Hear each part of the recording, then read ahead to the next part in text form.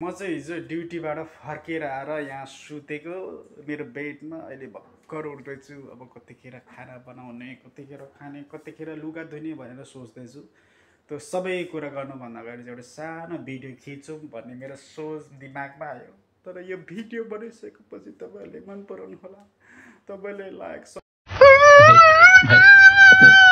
त्यसपछि चाहिँ भिडियो तपाईँले हेर्नुभयो भने त्यसपछि मेरो वाच टाइम पुग्छ, सब्सक्राइब पुग्छ, त्यसपछि मेरो युट्युब च्यानल मोनिटाइज के त्यो हुन्छ। त्यसपछि त्यो भयो भने प्रोसेस त्यसको के प्रोसेस के जति कम्प्लिट भइसकेपछि पैसा आउँछ, पैसा आउँछ, पैसा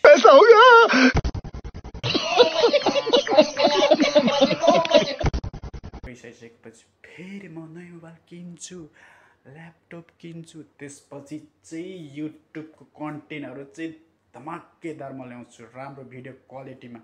तर त्यसको लागि तपाईँहरूले please please please please please like, share, subscribe गरिदिनु होला है त।